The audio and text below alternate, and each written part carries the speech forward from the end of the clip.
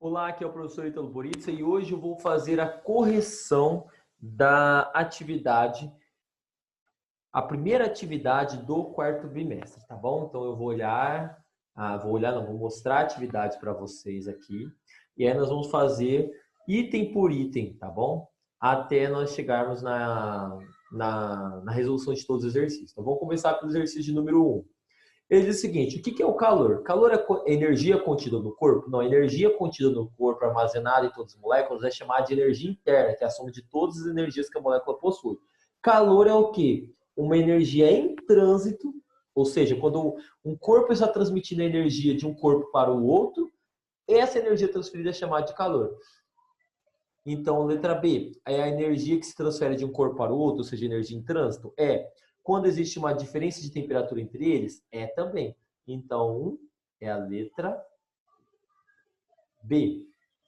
Um fluido invisível sem peso que é transferido de um corpo para o outro? Não. A energia que se transfere espontaneamente do corpo de menor temperatura para o de maior temperatura? Tá errado. É a de maior temperatura para menor temperatura. E a D que eu pulei, né, vamos ler ela aqui, a transferência de temperatura de um corpo para o outro, não a transferência de energia. Temperatura não se transfere, temperatura ela mede o grau de agitação das moléculas. É essa energia que vai alterar o grau de agitação das moléculas, que vai alterar a temperatura do corpo. Essa energia que é o calor, tá bom? Não, então calor não é transferência de temperatura, não, é transferência de energia devido à diferença de temperaturas. 2. Assinale a alternativa correta. 1. A condução. Qual é a condução? A transmissão de calor por meio de choques moleculares. A parte mais quente, que é mais agitada das moléculas, vai colidir as moléculas mais agitadas com a parte com menor temperatura, com menor agitação. E aí você vai transmitir agitação para todas as moléculas.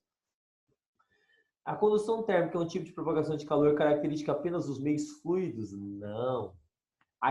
Pois há transferência de massa, deslocamento de massa? Não. Aqui seria a convecção térmica. Aí sim é convecção térmica. Você tem o fluido mais quente, com a menor densidade, subindo, e o fluido mais frio, clima mais denso, descendo. Aí sim, se fosse convecção, estaria certo. Mas isso não é condução, é convecção. B. A convecção térmica é um tipo de propagação de calor que ocorre também no vácuo? Não. A única que ocorre no vácuo é a radiação ou irradiação térmica. C. Condução térmica e convecção térmica são os tipos de propagação de calor que dependem sempre de um meio material? Sim. Condução e convecção depende de um meio material. Elas não podem ocorrer no vácuo, tá certo? A letra C. D. Radiação térmica é um tipo de propagação de calor que depende sempre de um meio material? Não, radiação é a forma que o Sol transmite a energia, o calor, para a Terra. Então, está errado a letra D. Letra E. Radiação térmica e condução térmica são tipos de propagação de calor que podem ocorrer através do vácuo?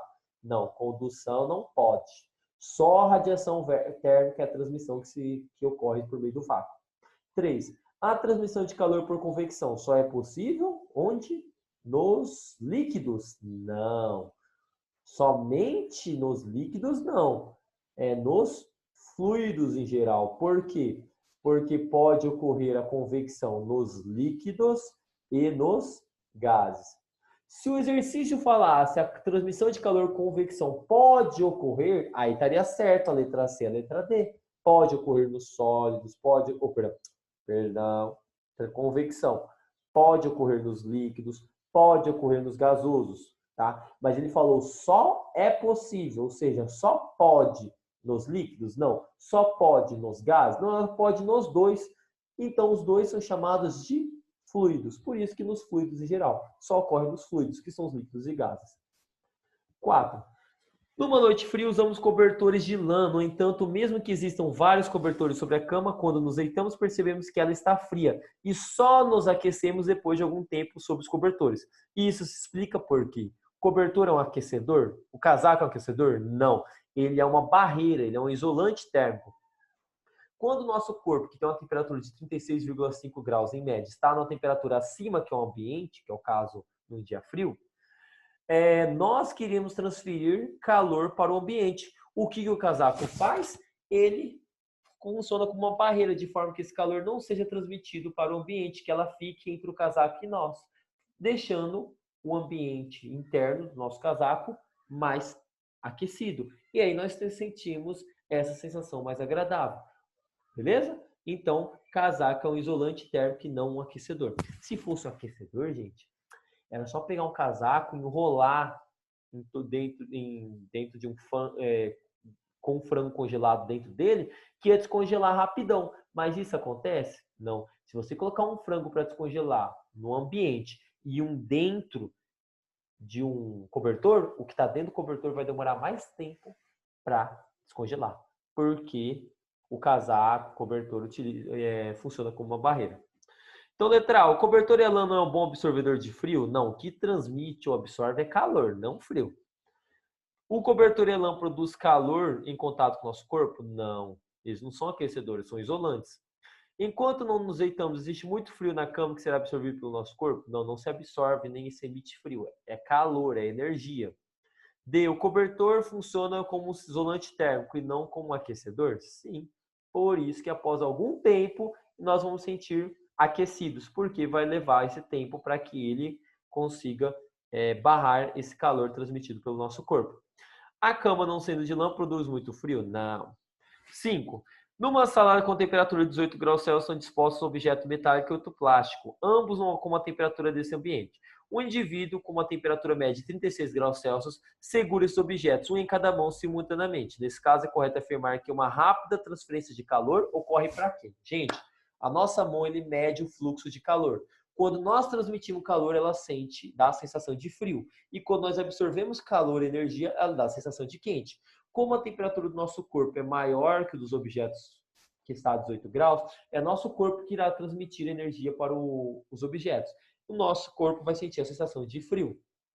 Só que quanto maior a transferência de calor, maior a sensação de frio. Por isso, quando você toca no objeto metálico e outro de madeira, por o objeto metálico ser um melhor transmissor e absorvedor de calor, nós vamos sentir mais frio ao tocar nele do que ao tocar de madeira, que não absorve tanto calor. Então, onde que é a rápida transferência de calor? Da mão para o objeto metálico, ok? E lenta da mão para o plástico.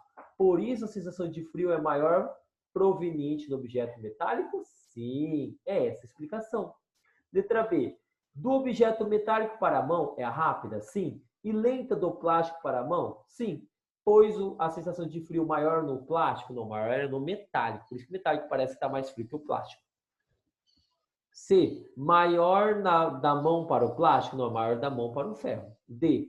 Do plástico para a mão é maior? Não, é da mão para o ferro. Ou do ferro para a mão, a transferência de calor é maior. E aí, encerramos a quinta atividade da nossa aula.